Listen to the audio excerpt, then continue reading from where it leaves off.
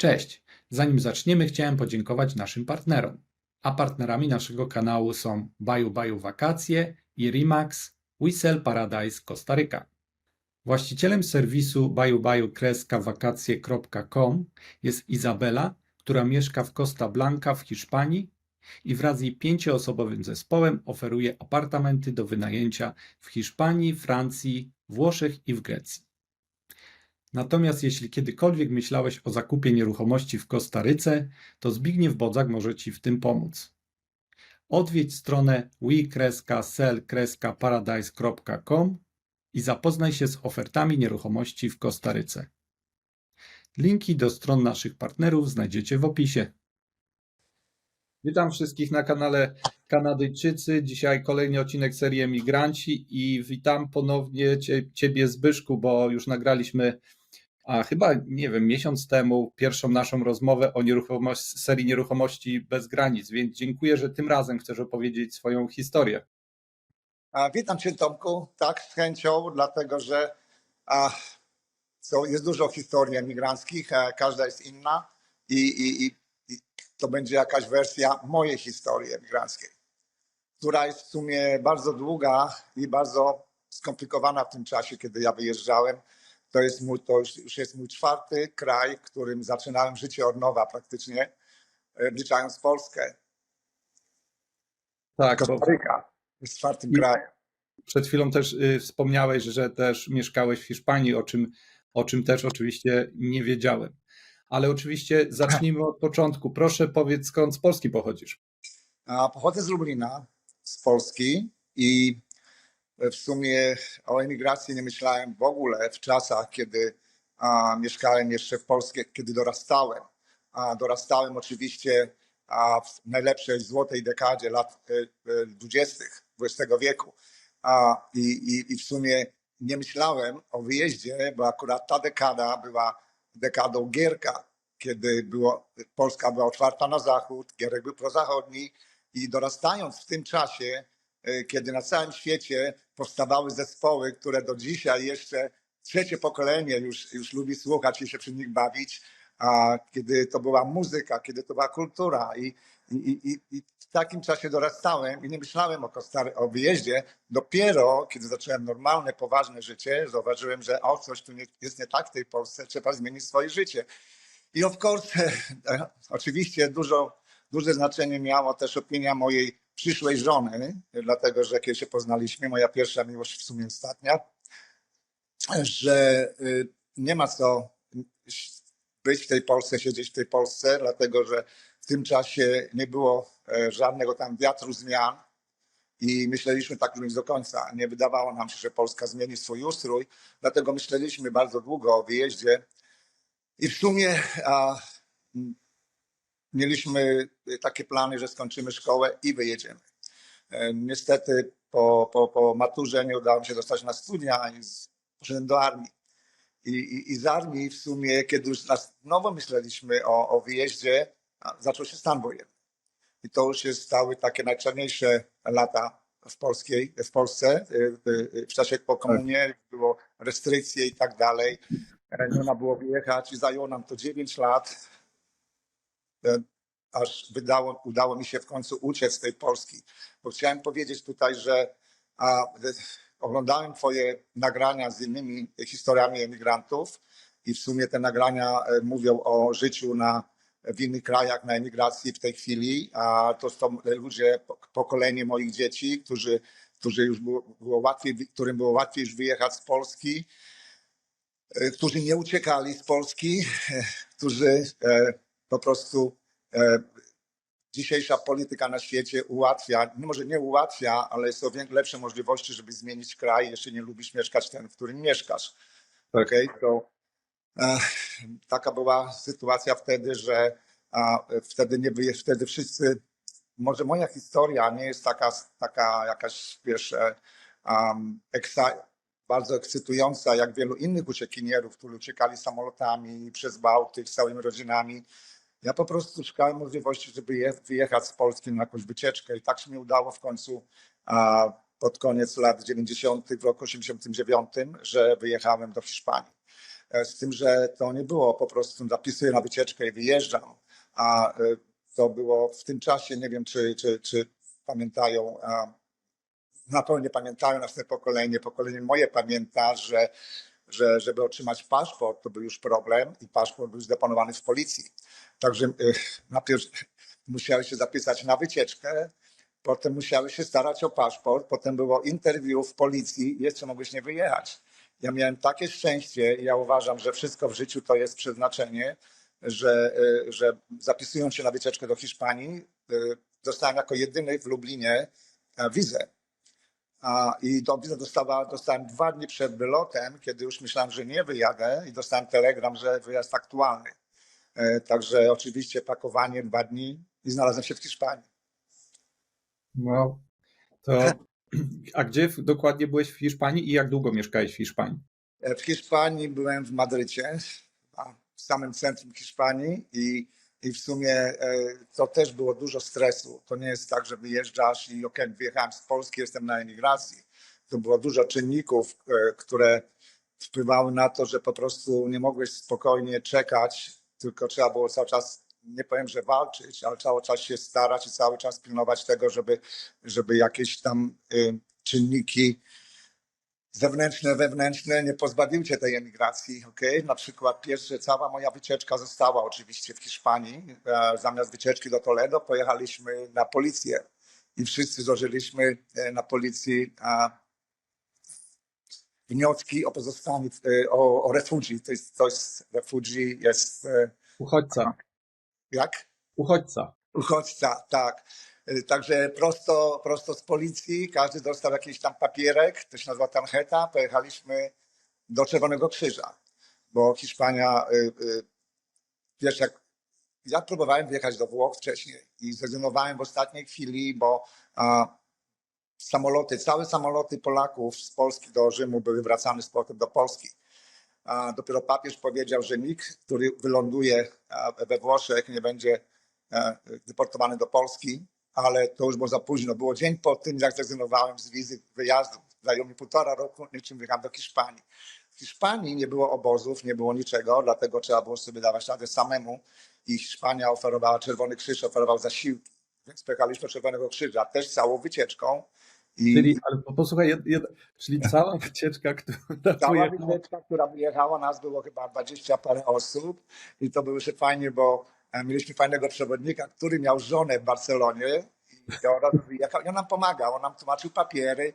A oczywiście w hotelu, w którym mieszkaliśmy, było też 2 ludzi ze służby bezpieczeństwa, którzy nas łapali w windzie, nagadywali nas, żeby zostać, że nasza rodzina będzie miała tam jakieś problemy w Polsce, że i to było tak po prostu, nie da się opisać. Na pewno ludzie, którzy z mojego pokolenia, którzy wyjeżdżali, pamiętają te rzeczy i wiedzą, jak było. I to nie jest żadna rewelacja dla nich, dlatego ale musi być ktoś, który tą historię opowie i wiele ludzi na pewno będzie ze mną zgadzało, że tak było. Okay? Więc i dalej zaczęły się już takie schody, bo wiadomo, że w Polsce, żeby wyjechać taką wycieczkę, jeśli nie masz jakichś tam dochodów, biznesu, bogatej rodziny, to trzeba było uzbierać dużo pieniędzy, żebyś przynajmniej ten miesiąc przeżył. A chciałem ci powiedzieć, że kiedy ja wyjeżdżałem z Polski, zarabiałem 60 000 złotych, to po $20 miesięcznie. I z tego trzeba było zaoszczędzić w sumie na miesiąc przeżycia, to jest minimum $300, czyli możesz sobie obliczyć, ile to było zachodu, żeby te pieniądze odłożyć.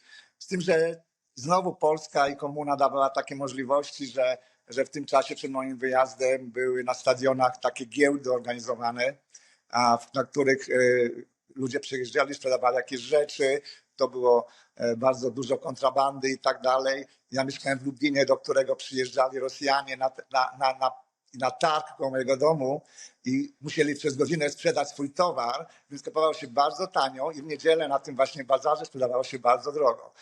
Także takie były. W Polsce każdy kombinował w tym czasie, jak możesz przeżyć za $20, a ludzie żyli dobrze. Ja miałem takie, ja nie pochodzę z jakiejś tam rodziny bardzo wpływowej, ja pochodzę z rodziny robotniczej, nam niczego w domu nie brakowało, także po prostu mój wyjazd na emigrację nie był powodem jakiejś tam jak emigracji zarobkowej, na tym się nie zgodzę. To był po prostu wyjazd, żeby zmienić swoje życie i życie swoich dzieci, bo w tym czasie miałem już 2 dzieci, kiedy wyjeżdżałem do Hiszpanii.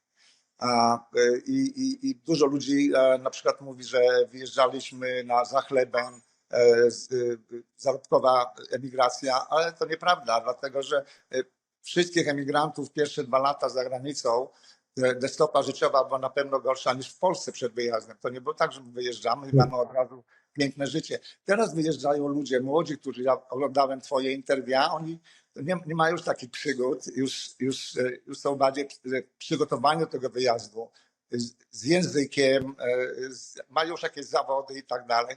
Także to było bardzo takie w moim wypadku w tej emigracji lat 80. to nie da się porównać z tą emigracją. Że ci przerwę, czy znałeś w ogóle hiszpański albo angielski w tym czasie? Kiedy jechałem do Hiszpanii, nie znałem kompletnie hiszpańskiego. Kiedy jechałem do Kanady po Hiszpanii, nie znałem angielskiego. A mimo wszystko zaczynałem życie od początku. Dałem radę. Jak tam długo mieszkałeś w Hiszpanii? W Hiszpanii byłem prawie 2 lata i oczywiście Hiszpania oprócz zasiłków z Czerwonego Krzyża, nie z Hiszpanii, byliśmy żadnym obciążeniem dla Hiszpanii. Nie można było pracować w sumie, ale wiadomo, Hiszpania do tej pory jest liberalna z takimi rzeczami i trafiłem na piękny okres, bo Hiszpania przygotowywała się do Expo 92 w Barcelonie i oczywiście Olimpiady w Barcelonie. Także potrzebowali dużo rąk do pracy, wszystko tam się zmieniało i tak dalej. To był też złoty okres Hiszpanii, kiedy było dużo pracy i robili drogi i tak dalej. Więc w Hiszpanii trzeba było znaleźć mieszkanie. I było tak, że po prostu znalazłem mieszkanie, ale pieniążki się rozchodziły i w ciągu 2 tygodni, jeżeli bym nie znalazł pracy, no to po prostu nie masz czego żyć. To też był stres. Udało mi się znaleźć pracę w ostatnim momencie, pracę z zamieszkaniem i pracę z wyżywieniem, ale to było po hiszpańsku casa viejos, to znaczy dom starców. To była prosta praca, dużo ludzi nie chciało tam pracować, ale jak jesteś desperat, to w każdej pracy się imasz. Więc tak. To była taka sytuacja, że po prostu nie miałem innego wyjścia, a pojechałem do tej pracy. I to była potężna willa, to był prywatny dom starców i wiesz co, wchodzę do tego domu, a tam pracuje 7 Polaków. I w sumie ta praca była taka, nie będę tutaj się wdawał w szczegóły, ale to była praca, że jak powiedziałem, że jak ja to przeżyję, to już na tej emigracji nic mnie nie zaskoczy. I przeżyłem do pierwszego zasiłku. To była praca, nie muszę ci tłumaczyć, to byli ludzie na wózkach i tak dalej. Trzeba było wszystko przy nich zrobić i nie wstydzę się tego.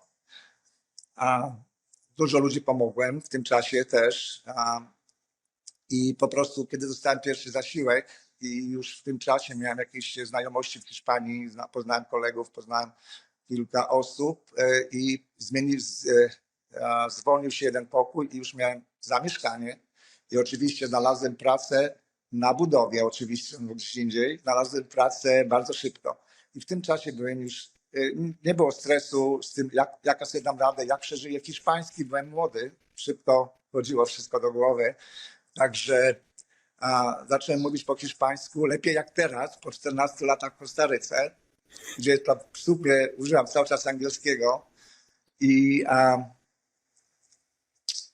poczekaj, straciłem wątek. Okay, ale ci powiem ci, że teraz to wszystko się układa w całość, ponieważ ty przeprowadziłeś się w sumie, dojdziemy oczywiście do tego, ale z Kanady do Kostaryki, tak? Ale ty już znałeś praktycznie teraz ten hiszpański, czy to już wiesz co, hiszpański poszedł troszeczkę do tyłu głowy, kiedy zacząłeś używać i uczyć się angielskiego. Tak. Ale chcę jedną rzecz zapytać, czy ty wyjechałeś z żoną i z dziećmi od razu do... Właśnie chciałem o tym powiedzieć w tej chwili, bo minąłem ten wątek. taka emigracja oczywiście wiązała się z potężnym stresem, że musiałem zostawić rodzinę. To jakbyśmy wyjeżdżali razem, ja, żona i dzieci, nigdy nie dostalibyśmy wizy, bo to jest za domu ucieczka. Ja dostałem wizę chyba dlatego, że miałem 2 małych dzieci, miałem dobrą pracę i po prostu, wiesz co, ja uważam, że komuś w ambasadzie hiszpańskiej nie zadrżała ręka i dał mi tą wizę, jedynemu z Lublina i popatrz, zmienił moje życie. Gdyby ten człowiek nie podpisał mi tej wizy, moje życie, byśmy po prostu nie rozmawiali. Naprawdę to podobnie byłbym w Polsce w tej chwili. Może bym wyjechał później, ale to by się wszystko Tak. inaczej ułożyło. Także dalej uważam, że wszystko, co w życiu się zdarza, to jest przeznaczenie. Zobaczeń, tak. I oczywiście tak, to była tęsknota przez 2 lata i 3 miesiące, niczym dojechałem do Kanady. Zostawiłem dzieci w sumie. Patryk miał 7 lat, córka miała 5, ja 9 i 5 lat. I to były małe dzieci. A żona oczywiście, miałem tak o tyle dobrze, że żona strasznie chciała, żebym wyjechał. Także miałem taki support w mojej, że po prostu nie wyjechałem, nie zostawiłem ich. Po prostu pojechałem, żeby poświęcałem się i oni też zresztą, żeby szukać innego życia, lepszego. Także i to jeszcze jest jedna rzecz, że ja wyjechałem 5 miesięcy przed okrągłym stołem i po okrągłym stole Hiszpania i Kanada powiedziała, że już więcej nie będą przyjmować uchodźców, ale ci, którzy już złożyli papiery do tego czasu, to było chyba do 20 kwietnia czy coś, będą rozpatrywani. Ja złożyłem 2 tygodnie wcześniej. Wszystko się rozpadało z tyłu mnie po kolei. Wiesz, ja szedłem tak do przodu i mi się udawało, a wszystko za mną już było się rozpadało. Także Mocno się paliły. oczywiście były telefony, ale to nie było tak jak teraz, teraz było inaczej. Telefony raz na tydzień, bardzo, bardzo krótkie, szybkie, bo to kosztuje oczywiście. Tak. To były 3 rzeczy. To była tęsknota, to było stres, czy coś się nie stanie w tej Hiszpanii, że nie będę mógł wyjechać. Tutaj wspomnę, na pewno ludzie z mojego pokolenia, którzy wyjechali w ten sam sposób, pamiętają, co to jest sen imigranta. Bo ja myślałem, że tylko ja mam te sny, ale te sny były szczytne, że po prostu budzisz się w nocy, czy po prostu w śnie, jesteś w Polsce. I Tak. nie możesz wrócić z powrotem. I to było wow. I w sumie ja powiedziałem, wszyscy się ze mną zgadzali, wszyscy moi znajomi mieli takie same sny. Słuchaj, ja miałem dokładnie, że ci przerwę, te same sny, że zgadza się, jestem w Polsce, co ja tu robię, że nie mogę wrócić czy tam do Kanady, ja to miałem w Stanach Zjednoczonych, tu w Kanadzie już nie miałem, bo to oczywiście te sny się ma na początku i to też jest ciekawa sprawa z tymi snami, że wszyscy je mają. Raczej Tak. Większość. Nie, ale wiesz co, ja myślę, że sen imigranta to jest taki, kiedy wiesz, że jeżeli to stracisz, to więcej nie wróci. Na przykład ludzie, którzy wyjeżdżali, jak ja przygotowując się do tej rozmowy, przesłuchałem kilka emigrantów, żeby wiedzieć, jak to wszystko ma wyglądać. Dlatego, jak zauważyłem, oni wyjeżdżają, tam mogą zawsze wrócić, wyjechać i wrócić i tak dalej. W tym czasie było tylko one way, jedna droga. Nie było powrotu. Jak wróciłeś, to wszystko straciłeś. I to było właśnie też bardzo duży stres, bo oczywiście było dużo straszenia, było dużo jakiegoś plotek, że będą wyrzucać z Hiszpanii teraz, że wiesz, cały czas takiego było, że człowiek nie był pewny, co się stanie w tej Hiszpanii. I w sumie, kiedy już dostałem interview do Kanady, to też nie byłem pewny, czy przejdę to interview, czy do Kanady wyjadę, dlatego, że oczywiście były plotki, że musisz perfekt po angielsku mówić i tak dalej. So anyway, przeszedłem interview i wszystko się ułożyło dobrze, inaczej by tutaj mnie nie było. Wracając do Hiszpanii jeszcze, po tej pracy, potem na budowie, znalazłem pracę marzeń chyba, dlatego, że pracowałem jako propaganda, roznosiciel ulotek. Ale to nie były takie ulotki jak tutaj, to była firma ubezpieczeniowa, która cały Madryt pokrywała i nas było kilka osób i myśmy mieli po 3000 ulotek na dzień i musieliśmy je wrzucić do tych skrzynek, to były 3 razem. Potężne budynki były w Madrycie, także to mi zajęło 2 godziny, to były dobre zarobki i praca 3-4 godziny na dzień.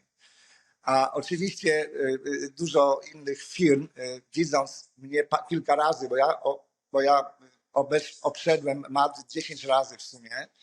Widząc mnie roznoszące ulotki, dawali mi swoje ulotki, także miałem pracę po południu, wrzucałem razem. Po prostu wtedy już wiedziałem, że będzie wszystko ok. Byłem po interwiu, mam dobrą pracę, oszczędzałem trochę na Kanadę, no i Hiszpania się skończyła w ten sposób.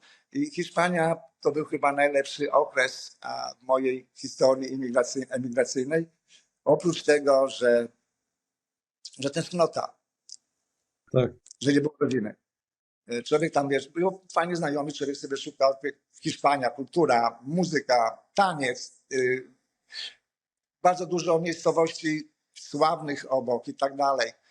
Także to było tak, jeszcze jedno, pamiętaj, że ja nie byłem za granicą, wyjeżdżając z Polski, tej ciemnej, szarej Polski, że jeszcze przed wyjazdem musiałem stać 7 godzin w kolejce w nocy, żeby wykupić kartki na mięso, a ja przychodzę do Hiszpanii i to był inny świat. Jeżeli nie widziałeś Zachodu wcześniej, to dla mnie to był szok, cywilizacyjny szok. Także dlatego też jeszcze Hiszpania jest taka dla mnie, ma dużo dla mnie Sentyment.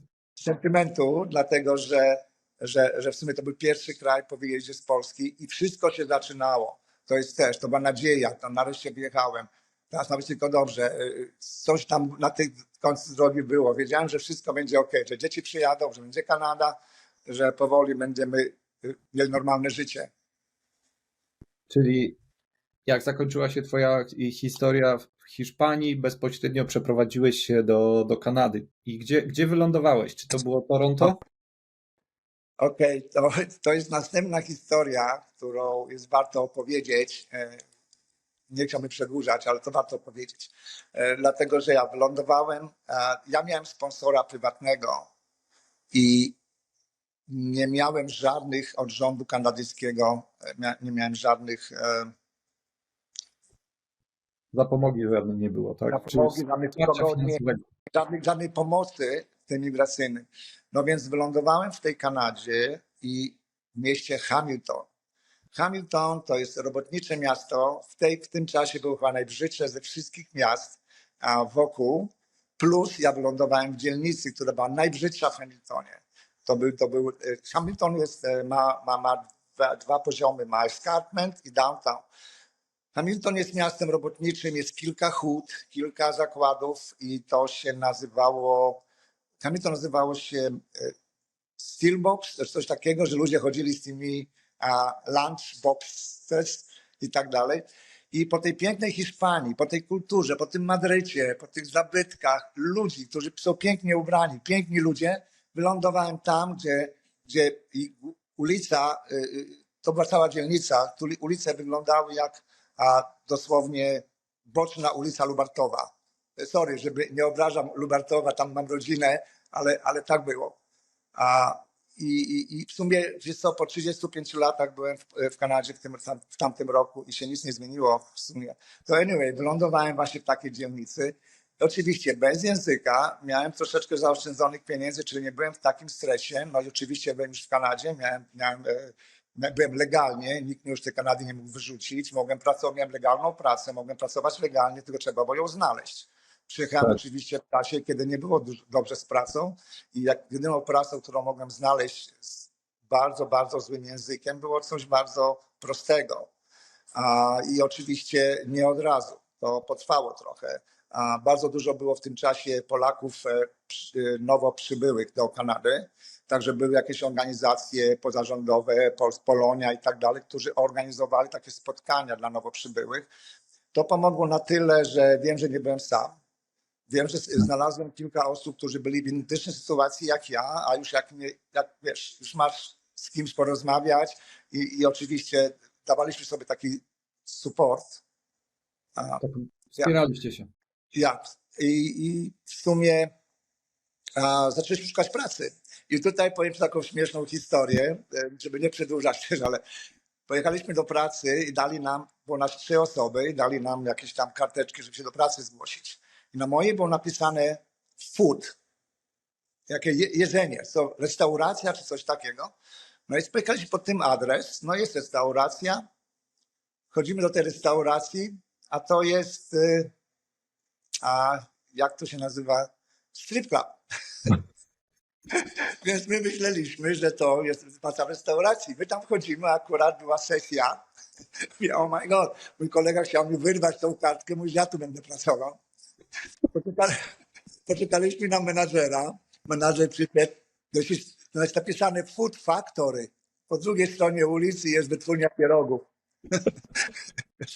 Więc okej, nie udało się nam znaleźć pracy mojemu koledze też. Ja oczywiście bym nie chciał, bo to wiesz, tam wiadomo, co tam się dzieje, narkotyki i tak dalej. Anyway, poszedłem do tej pracy z tymi pierogami, przyjęli mnie. I tutaj znowu są sceny jak z filmu, które oczywiście w Polsce było dużo amerykańskich filmów, to dla mnie wydawało się, że to jest na przykład wow, to jest niemożliwe, że tak można żyć. I w końcu jestem w tym świecie i wchodzę do tego właściciela, a to jest normalnie filmowe. Właściciel na szelkach, gruby, w kapelusiku z cygarem, z tyłu bateria z drewna, taka wiesz, tak na filmach, fotel jakiś, ja wiem, z demobilus prezydencki, potężny.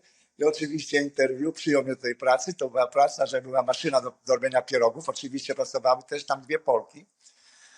A ja musiałem tą maszynę rozmontować. Codziennie od 4 do 8 musiałem rozmontować i umyć i zostawić. I to taka była moja praca. Z tym, że ta maszyna zostawiała bardzo dużo farszu i ciasta. I to było wszystko czyste, jak ja wiesz, rozbierałem. Ja to wszystko zbierałem, ja rozdawałem moim znajomym, mieli wszystko do pierogów. Także to była taka rzecz. Oczywiście jeszcze jedna rzecz, czego nie zapomnę do końca, jakbym miał komórkę, to było fajne, bo samochody w Kanadzie, jak ja przyjechałem, były te krążowniki potężne. Ja jadę z tym człowiekiem z cygarem w kapeluszu przez Hamilton, nie Boże, gdzie ja jestem, no, jak na filmach. To były takie retrospekcje, przychodziły ci do głowy. No anyway, popracowałem w tej wytwórni, dopóki nie zostałem szkoły rządowej. Bo już jako nowo przybyły miałem ten przywilej, że mogłem iść do szkoły i rząd płacił za tą szkołę. Rząd płacił tyle, że mi wystarczyło akurat na pokrycie mieszkania. Ale w tym czasie też kupiłem samochód i oczywiście jak bardzo dużo imigrantów, rozwożenie pizzy. I tutaj, wiesz co, i tutaj właśnie się taki pokazał polski charakter, że jeżeli musisz, to dasz radę. Jak nie dla mnie, to dla rodziny. A do szkoły szedłem na godzinę 8, kończyłem o 3, przyjechałem do domu, przebierałem się w białą koszulę i czarne spodnie na pizzę. To była pizza. Ty chyba wiesz, to jest pizza. Tak, do tej pory jest. Ja i pizza to był potężny network w Hamilton i ja o 4 byłem już na pizzy i zamykałem tą pizzę, czyli o 2 w nocy. W domu byłem o 3 i o 8 byłem w szkole. I tak przez kilka miesięcy, ale wiesz co, ja miałem, pracując na pizzy, miałem pełne kieszenie pieniędzy. Wszędzie. Ja nie to, że nie miałem co z pieniędzmi robić, bo to nie był jakiś potężny, ale cały czas ten dochód był, to były tipy.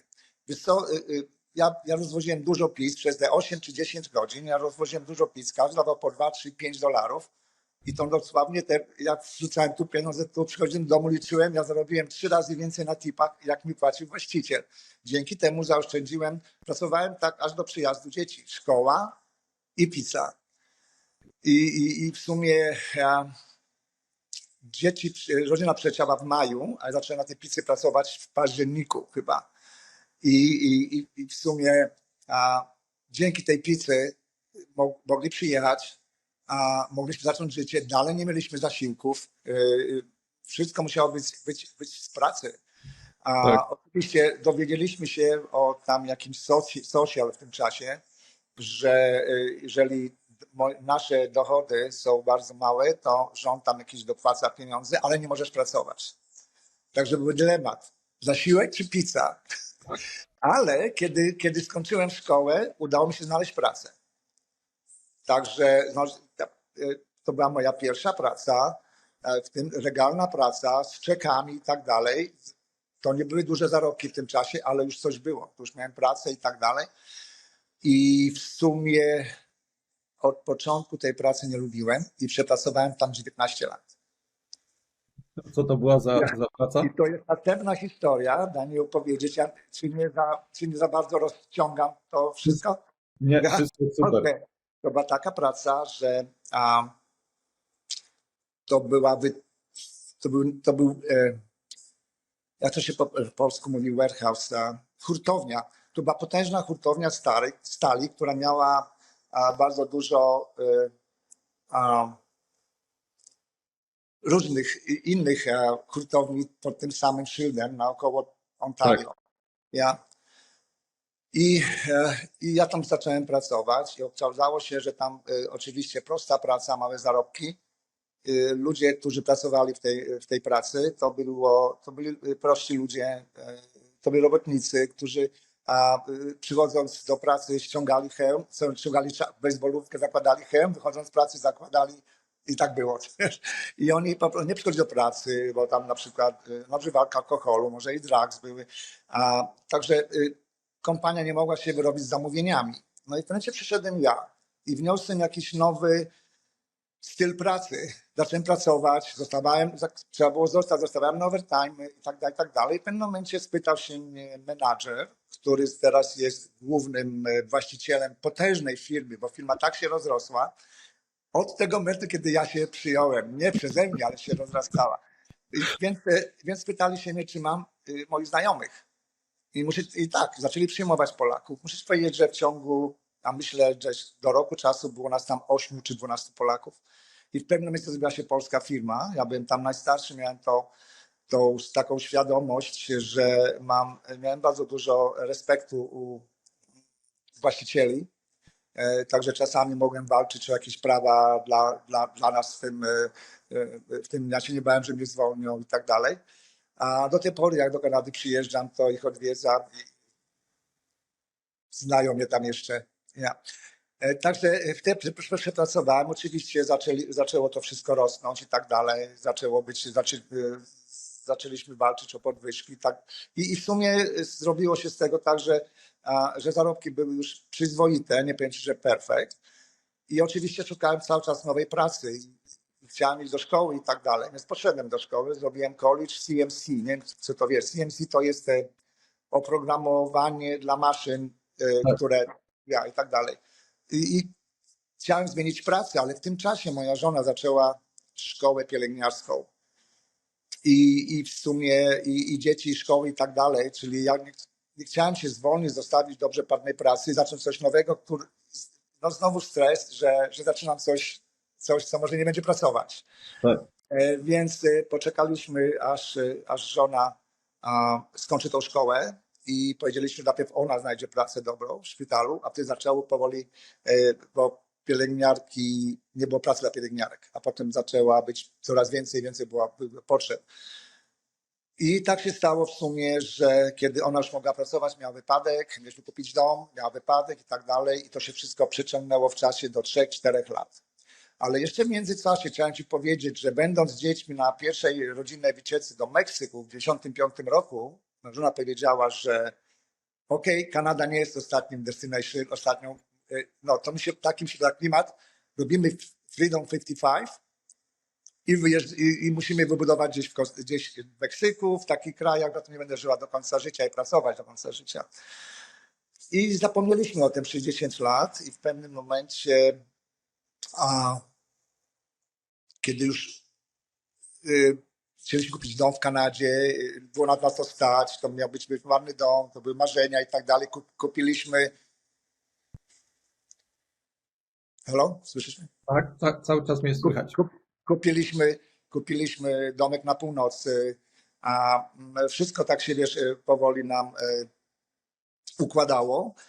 I w sumie, kiedy szukaliśmy już domu i tak dalej, mój kolega wyjechał, znalazł w Toronto jakiś home show i tam był deweloper z Kostaryki. Wszedł tam i wyszedł już z działką. Kupił działkę, musiał ją zobaczyć w ciągu 2 tygodni. Powiedział mi o tym. I oczywiście ja kupiłem działkę, zamówiłem działkę w internecie. Przyjechałem tutaj do Kostaryki o godzinie 9 w nocy, o 7 rano byłem już właścicielem działki. I wtedy już wszystko, cokolwiek było, jakieś plany kanadyjskie, jakieś plany kanadyjskie, jakieś plany kanadyjskie już poszły na drugi plan, a zaczęliśmy myśleć o wyjeździe. Więc kupiliśmy tą działkę i zaczęliśmy już przygotowywać się do budowy domu, robić plany i tak dalej. I w sumie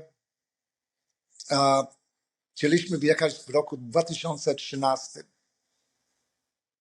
Ale to jest chyba teraz najbardziej smutny moment mojego życia, kiedy, kiedy już dom zaczął być budowany na Kostaryce i mieliśmy domek w Kanadzie, dzieci wyjechały na studia do Australii, byliśmy z żoną przez 3-4 lata sami, także to też był piękny okres. Ja uważam, że jak już dzieci wychodzą z domu, to jest lepszy okres, jak dzieci są małe, bo jesteś starszy, ale znasz życie i jesteś jeszcze na tyle młody, że dużo rzeczy przed tobą. Tak. Więc będzie mi bardzo trudno mówić o tym, no ale spróbuję. Wiesz, wspomnienia, dobre wspomnienia i złe wspomnienia to są czasami mokre. Ale to było tak, że dowiedzieliśmy się w 2007 roku, zaczęliśmy budować dom. W 2008 roku dowiedzieliśmy się, że w styczniu, że moja żona jest chora. I oczywiście wszystkie plany zaczęły się zmieniać. To było dosłownie chyba największy stres, jaki ktokolwiek sobie może wyobrazić. Zaczęliśmy walkę. Moje dzieci przez życie, przerwały studia. Patryk już skończył studia, czekał na rezydencję w Australii, a moja córka kończyła masters w Melbourne. Ale przerwali naukę i przyjechali pomóc mi po prostu być z nami, okej? Ja się skupię i być z nami. No i oczywiście zaczęła się walka. Przestaliśmy pracować. Oczywiście wszystko było podporządkowane, żeby ją uratować. I to trwało w sumie do października, 10 miesięcy od tej chwili, a to były godziny spędzone w szpitalu. Myśmy spali w szpitalu, to było 24/7. Cały czas pilnowaliśmy, bo oczywiście ja dalej uważam, że dużo w tym, że ona odeszła, to było dużo błędów na początku. Po prostu została potraktowana statystycznie, że z tym rodzajem to był kancer. Z tym rodzajem kancer przeżywa taki procent ludzi. But anyway, my walczyliśmy do końca i w sumie ostatnie 11 miesięcy spędziła na OJOM, to jest po polsku mówi, na special care i dalej ciągle mieliśmy nadzieję, także nadzieja umiera ostatnia. Mieliśmy tutaj wspomnę może o pewnym takim epizodzie, jaki miałem z doktorem, który był polski doktor. Tutaj pozwolę sobie mieć jego nazwisko, nazywał się doktor Jaszkę, który także wykładał na Akademii Medycznej w Krakowie. I on zrobił dla nas tak bardzo dużo, że po prostu robił rzeczy niemożliwe. Kiedy inni lekarze nie chcieli się podjąć, on się tego podejmował. I w sumie to, że przedłużało się jej życie, to jest dzięki niemu. I w pewnym momencie, kiedy już było bardzo blisko do momentu, kiedy odeszła, ale w pewnym momencie wysłałem dzieci, żeby się rozerwały, poszli ze znajomymi. Siedziałem sam przy tych monitorach i tak dalej. I przyszedł doktor Jaszkę i mówi, że są dzieci. Ja mówię, że dzieci są wysłałem mi, żeby sobie po prostu odpoczęły. A ja mówię, ja jestem happy, bo popatrz, wszystkie rzeczy są w normie, wszystko tak jak u zdrowego człowieka. A ten doktor pokazywał mi, popatrz, po obydwu stronach tych kroplówek jest po pół metra różnych medykamentów, które są pompowywane w nią. I dlatego to jest. Powiedział, nie bądź taki happy. A ja mu powiedziałem coś takiego, co przyszło do mnie nieoczekiwanie. Powiedziałem, I'm happy at the moment. To znaczy, ja jestem szczęśliwy w tym momencie. I on powiedział wtedy do mnie, że wiesz co, jadę za tydzień do Krakowa i chciał ode mnie, żebym dał mu taki permit, że może opowiedzieć naszą historię. Także taka historia była, że po prostu, wiesz co, jak mówię, nie mamy walczyliśmy do końca i było łatwiej się pogodzić z odejściem, niż gdyby tej walki nie było. Tak. No i potem, wiesz, potem zaczęło się, to już było domino. Co robić dalej? Oczywiście jeszcze były dzieci tutaj, córka wyjechała, żeby skończyć studia, Patryk został ze mną i zostałem, tak to się mówi, zagubiony. Nie wiedziałem, co robić dalej w moim życiu. Zaczynałem już tyle razy to moje życie i w sumie Kanada już nie była opcją. Nie chciałem zostać w Kanadzie, nie chciałem być tam, gdzie było dużo wspomnień i tak dalej. Do Polski też nie chciałem wrócić, a mój taki stan psychiczny się pogarszał. To nie była depresja. Ja ciągle powtarzam, że to było to, że smutek po stracie osoby to nie jest depresja. Depresja teraz się stała, sorry, może się narażę kilku ludziom, depresja stała się teraz bardzo popularna wśród celebrytów i tak dalej. O, ja mam depresję, coś takiego. Piękni, bogaci mają depresję. Depresja narasta, a to było boom i jestem załamany, ok? Ale powoli zacząłem z tego wychodzić. To były indywidualne spotkania, to były grupowe spotkania i w pewnym momencie przyszła taka myśl, przecież dom jest prawie wykończony w Kostaryce, dlaczego ja nie zaryzykuję nawet tam? Wszystko tam jest nowe, zaczynam wszystko od początku, a nie można żyć wspomnieniami i w tym miejscu, w którym coś się stało. Okay? Także decyzja była podjęta w czerwcu 2009, 2010 w styczniu byłem już tutaj, w Kostaryce. Także i zaczęło się to czwarty kraj, który zaczynałem w sumie. Zaczynałem ten kraj, może już nie byłem taki zdesperowany finansowo i językowo jak poprzednie dwie emigracje. Jeszcze chciałem powiedzieć, że zaczynając w Polsce życie, to też jest jak w komunie, to też jest challenge. Także to jest czwarty raz, zaczynałem życie od początku. Z tym, że jedynym moim problemem w tym czasie, że po pierwsze byłem sam, a drugie, że byłem w bardzo złym stanie psychicznym w tym czasie. Ale wiedziałem, że to będzie czasem mijać.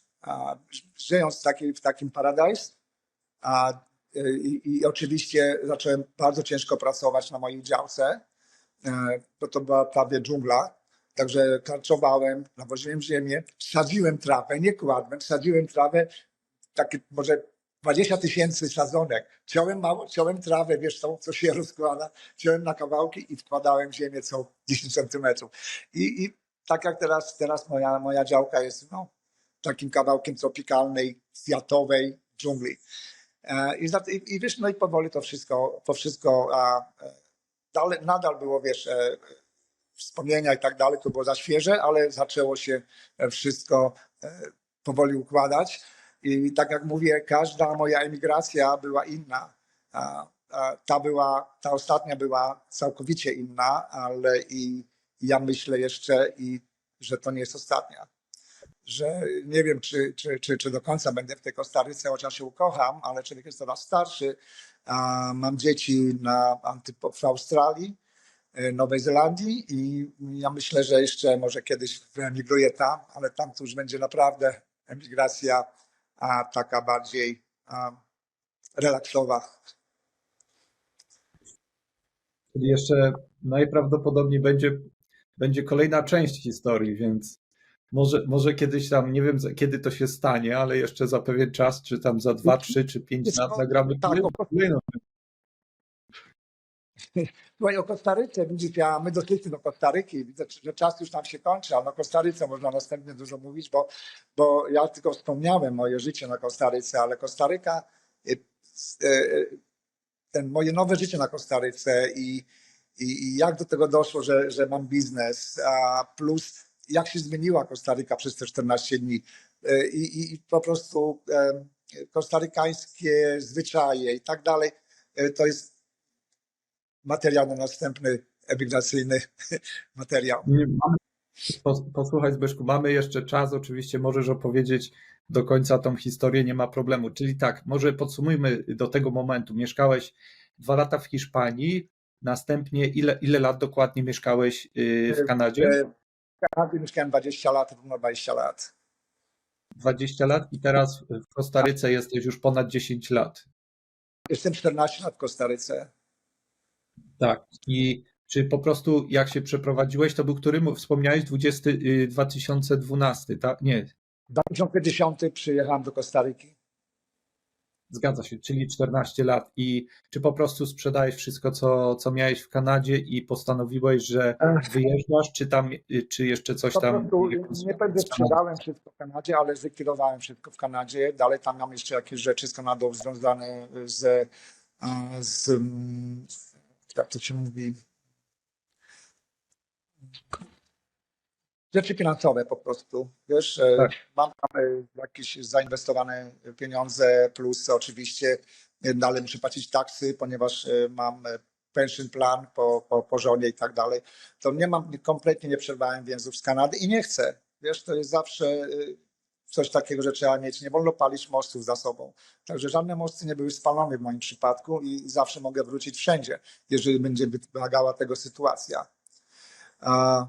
Ja zauważyłem tutaj, że z Twoich pytań było pytanie o najlepszy i najgorszy moment w mojej emigracji.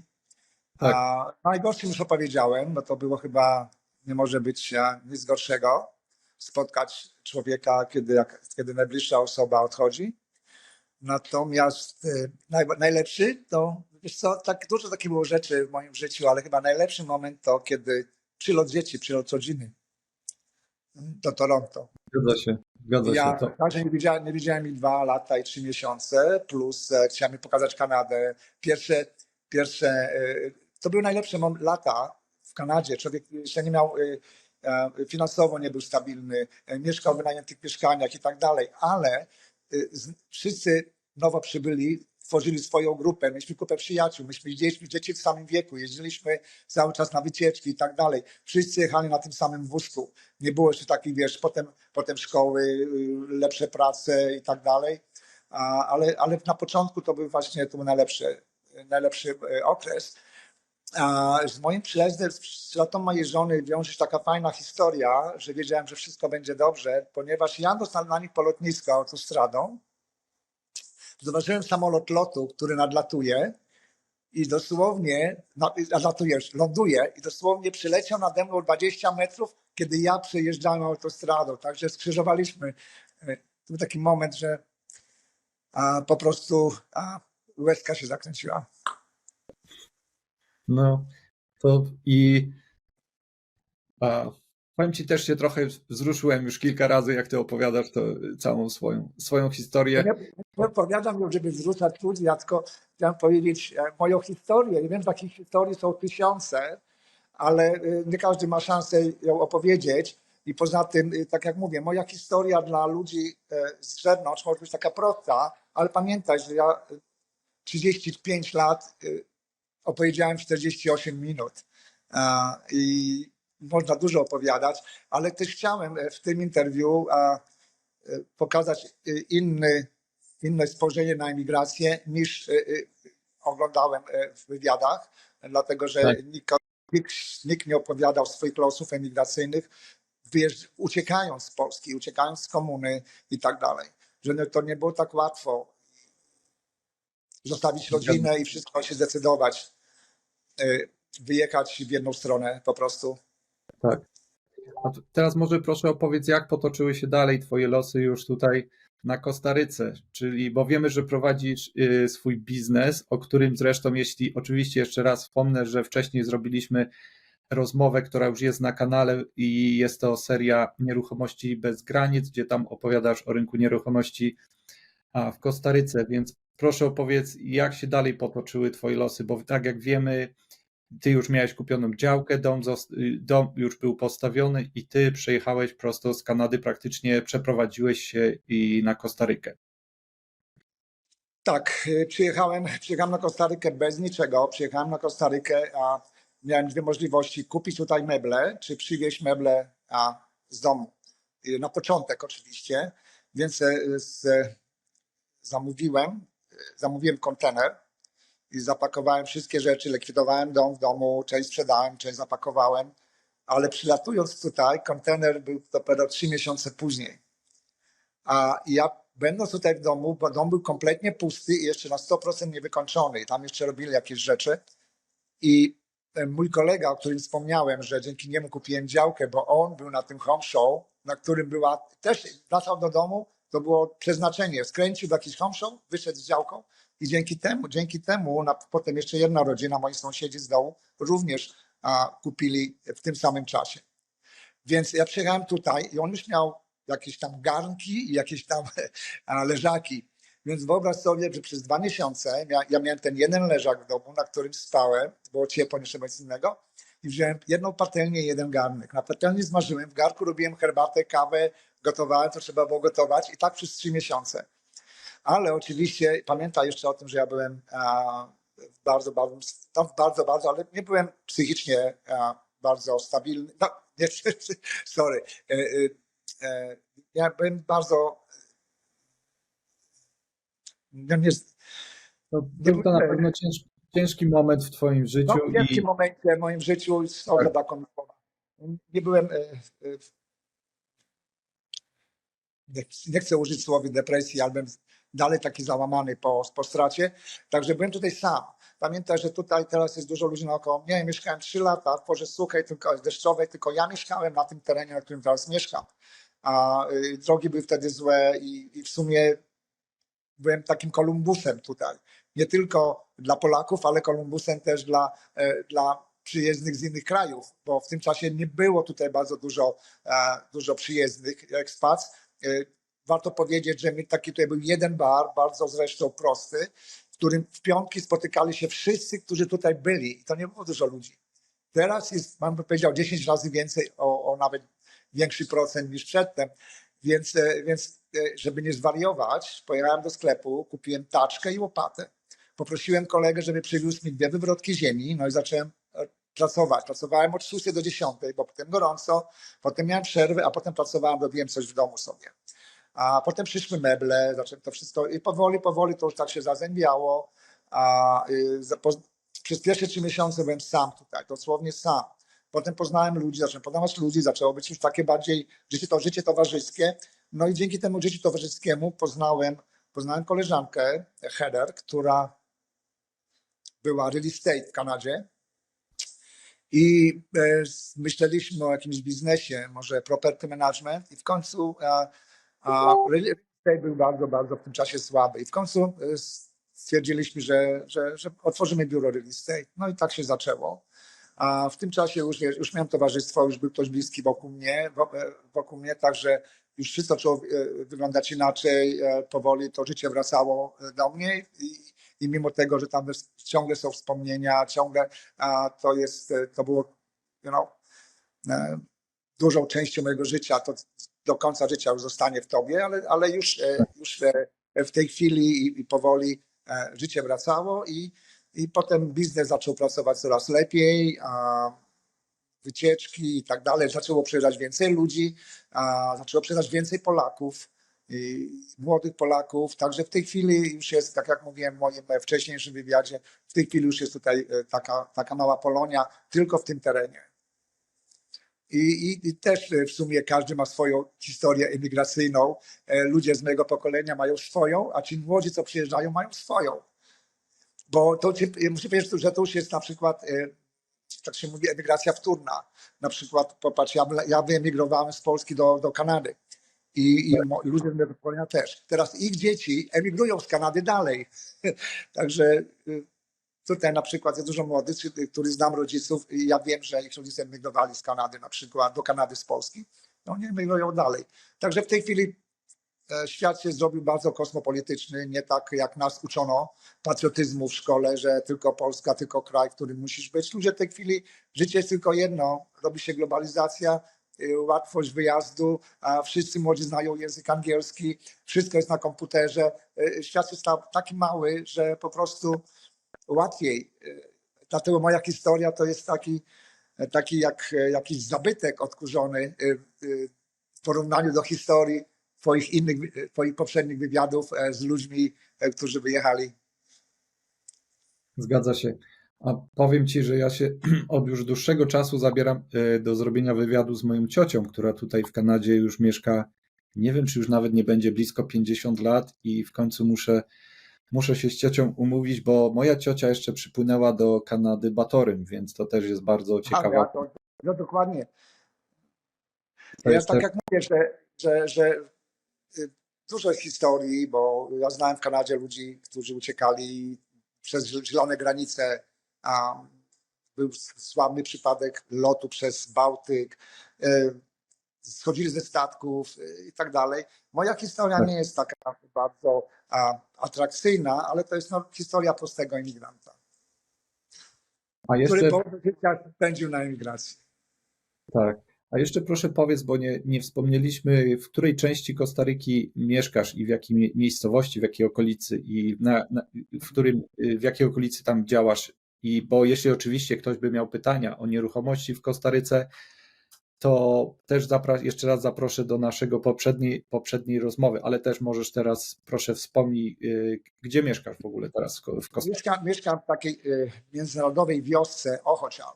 To jest bardzo sławna wioska, dlatego że jeden z największych, jak nie największy deweloper w Kostaryce wykupił tutaj wzgórza naokoło Ojochal i podzielił ją na setki działek, tak nie tysiące. W tej chwili jest setki domów.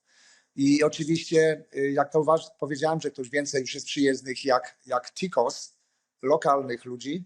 I to jest, i ta wioska zrobiła się taką już z małej wioseczki bardzo, bardzo prężną community, który ma już swoje, zawsze był znany z restauracji najlepszych w Kostaryce, tak jak tutaj mówią, mamy world class restauracje, kilka tutaj, ale są biznesy i tak dalej, dalej się rozbudowuje, dalej ludzie budują, dalej ludzie kupują rzeczy, przesuwa się powoli,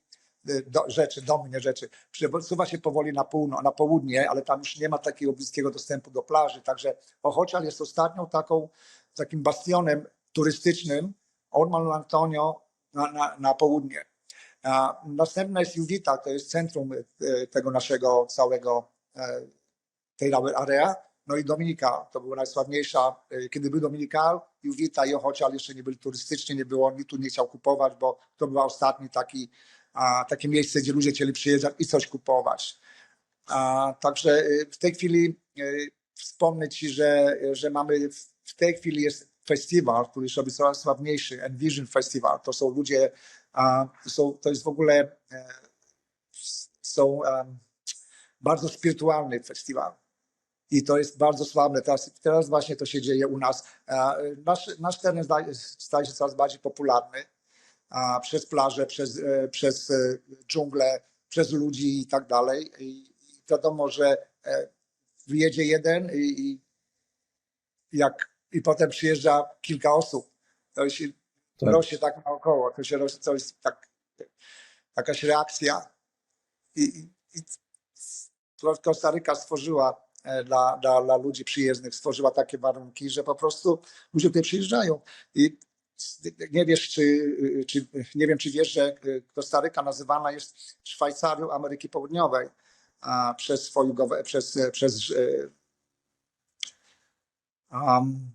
bezpieczeństwo inwestycji, że nie jest nie ma dużo krajów, nie ma dużo przestępstw tutaj. Of course, wszędzie są przestępstwa i tutaj też się zdarzają, ale nie jest to takie inne jak Meksyk, czy na przykład Salwador, czy Nikaragua, czy inne państwa, Kolumbia, inne państwa Ameryki Południowej.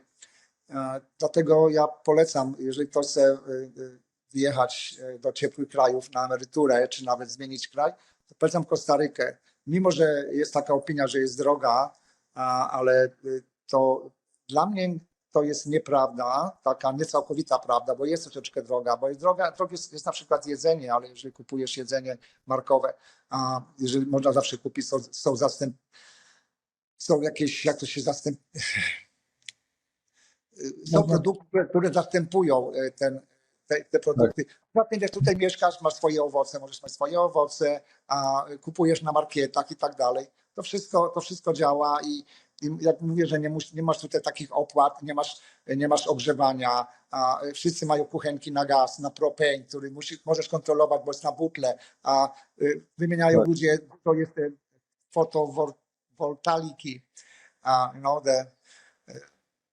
Także ja uważam, jedzenie, benzyna i opłaty, musisz opłacić ludziom, żeby ci zrobili ogród, domy są duże, sprzątaczki i tak dalej, ale to wszystko zamyka się, ja uważam, że dla rodziny dwuosobowej, dla małżeństwa $2000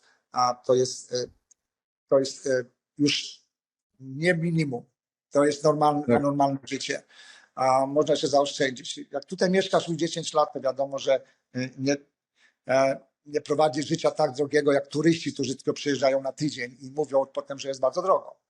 Zgadza się. Wiem, że ludzie ze mną nie zgodzi, którzy tutaj mieszkają, ale to ja mówię, zależy od stylu życia. Jak masz styl życia, to zawsze będzie drogo, nawet Tak. w Afryce. No zgadza się. A powiem Ci, że nawet ostatnio rozmawiałem z kolegą z Chicago i nawet mi wspomniał, że bo rozmawialiśmy właśnie troszkę o Kostaryce i mówił, że jego kolega właśnie teraz leci na Kostarykę, bo też tam gdzieś wcześniej kupił w Kostaryce działkę i też tam przymierza się właśnie do budowania domu, czyli cały czas widać, że Polacy jednak też tam, coraz więcej Polaków też przeprowadza się tam. Widzisz, po naszym ostatnim wywiadzie ja już mam 3 telefony i rozmawiam z ludźmi, którzy chcą tu wyjechać i chcą więcej szczegółów. Także jestem umówiony już, 1 rozmowę już miałem, na następne 2 rozmowy. I to nie są klienci, którzy przyjeżdżają jutro, to są potencjalni klienci za 2-3 lata, ale idzie dalej do przodu. Tak, super. Posłuchaj, będziemy powoli kończyli. Może na koniec jeszcze powiedz, jakie masz plany na przyszłość, chociaż już chyba wspomniałeś, że to chyba Kostaryka to nie jest jeszcze ostatnie twoje słowo. A moje plany na przyszłość są dalej, ja uważam, że moje całe życie to było przeznaczenie i co przeznaczenie przyniesie, poddam mu się. Cokolwiek byś nie robił, przeznaczenie jest zawsze pierwsze. Więc moje plany, gdybym nie tylko liczył na przeznaczenie, to są takie, że po prostu, wiesz, ja już powinienem przestać pracować, ale wiesz, moja praca jest dosyć taka ekscytująca, że dalej pracuję, pomagam ludziom, wiesz, kupuję, nie mówię o sztabach finansowych, ale po prostu jak coś lubisz, to ci trudno z tego zrezygnować. Tak. Ale wiesz, ale tak, już powoli chcę się wycofywać z tego. Wiesz, jestem właścicielem tej firmy, więc firma będzie działać. Ja nie muszę tam już pracować tak jak teraz, chociaż ja mam bardzo dużo klientów przez to, że jestem bardzo długo i mam bardzo dużo referrals. Ale już powoli chcę przestawać dawać te moich klientów innym agentom i po prostu chcę to powoli zakończyć. Myślę, że to będzie 2 lata. No i podróże i jeżeli nie chcę być zależny, także będę tak długo mieszkał tutaj na Kostaryce, jak będzie potrzeba. Ewentualnie jak już zatęsknię za rodziną i tak dalej, no to myślę, że Australia będzie następnym destination. Super. Australia to już piękny. Moja żona moja córka mieszka w pięknym miejscu, mieszka w Sydney, mieszkała przedtem naprzeciwko w apartamentowku, naprzeciwko Opery i Bridge. Wow. W tej chwili się mieszka na samej plaży. Jej dom, jej apartment jest na samej plaży Balmoral. Także ja myślę, że kocham Australię, byłem tam 2 razy, wybieram się w tym roku też, pod koniec roku, może na święta. Także zobaczymy, wiesz co życie pokaże, tak będzie. Aby tylko zdrowie dotykało. Zgadza się. Super, więc życzę Ci oczywiście wszystkiego dobrego. Bardzo Ci dziękuję za tą kolejną rozmowę i oczywiście jesteśmy w kontakcie i może jeszcze kiedyś, nie wiem, za rok, 2, może 3 lata nagramy jeszcze kolejną rozmowę, taki update i zobaczymy, co u Ciebie słychać. Wiesz co, nie ma dużo faktów na temat życia na Kostaryce, ale wiesz co, żeby już nie nudzić, to są ludzie, którzy mieszkają, mają bardzo dużo powiedzenia. W sumie nie, rozmawiałeś z tą Smartą, także okej. Myślę, że będziemy w kontakcie, jakbyś chciał jakieś wiadomości, czy jakiś ciekawy wywiad, nie ma problemu. Super. mogę. Super. Bardzo Ci dziękuję za tą rozmowę i Dziękuję, oczywiście Tomku. jesteśmy w kontakcie. Dzięki za przepraszam za przedłużenie, troszeczkę to potrwało, ale okej. Nic nie szkodzi, Dzięki. bardzo, bardzo fajna i bardzo ciekawa rozmowa i dziękuję i oczywiście do następnego razu. Pa, pa. Dzięki, pozdrawiam. Do usłyszenia. Pa, pa.